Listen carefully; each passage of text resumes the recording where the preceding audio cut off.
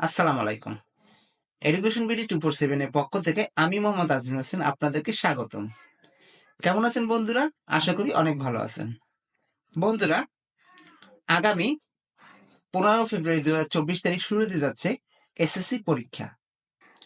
এই এসএসসি পরীক্ষায় আপনাদের কি কি ডকুমেন্টস নিতে হবে, কি কি কাগজপত্র সঙ্গে থাকতে হবে এবং কতক্ষণ আগে পরীক্ষা হলে উপস্থিত হতে হবে, কি নিয়ে পরীক্ষা হলে প্রবেশ করা যাবে এবং যাবে না সে বিষয় নিয়ে আমি আপনাদের সাথে আজকে আলোচনা করব।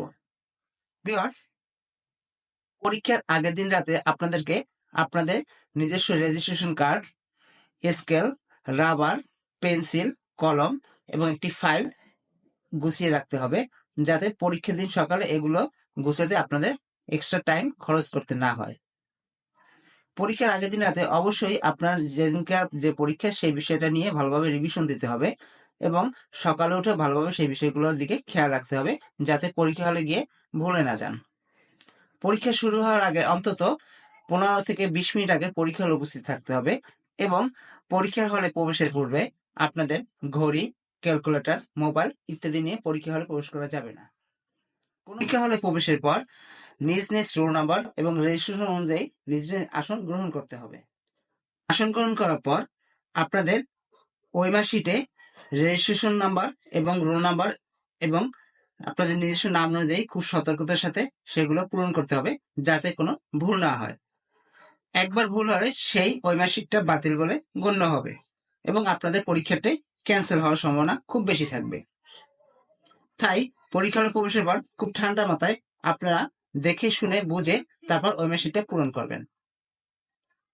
পরীক্ষার প্রশ্ন হাতে পাওয়ার পর অন্তত 2 থেকে 3 মিনিট সেই প্রশ্নগুলো আপনারা খুব ভালোভাবে যাচাই বাছাই করবেন এবং সেগুলো থেকে যেসব প্রশ্নগুলো আপনাদের কাছে সহজ এবং যেগুলো আপনারা পারেন সেই প্রশ্নগুলোর উত্তর আগে দেওয়ার চেষ্টা করবেন এবং যেগুলো কম পারেন বা আপনাদের কাছে কঠিন মনে হয় সেগুলো পরে দেওয়ার চেষ্টা করবেন।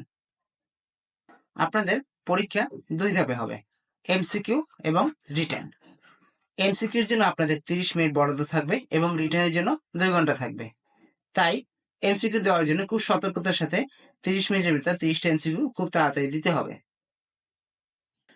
এমসিকিউ একবারই একটা বৃত্ত ভরাট করতে হবে এবং সেটা অবশ্যই বল পেন দ্বারা ভরাট করতে হবে।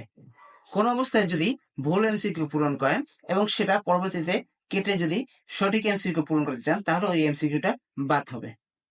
তাই এমসিকিউ খুব সতর্কতার সাথে এবং সঠিকভাবে পূরণ করা বাঞ্ছনীয়।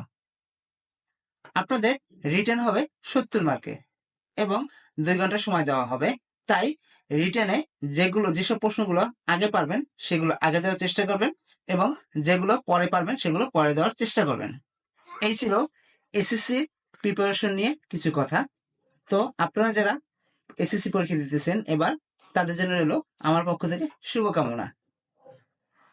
যারা এতক্ষণ ধরে ভিডিওটি দেখছেন তারা আমার চ্যানেলটিকে সাবস্ক্রাইব করবেন এবং পাশে থাকা বেল আইকনে ক্লিক করে দেবেন, যাতে আরো নতুন নতুন ভিডিও আপনাদেরকে উপহার দিতে পারি। ততক্ষণ ভালো থাকবেন। আল্লাহ হাফেজ।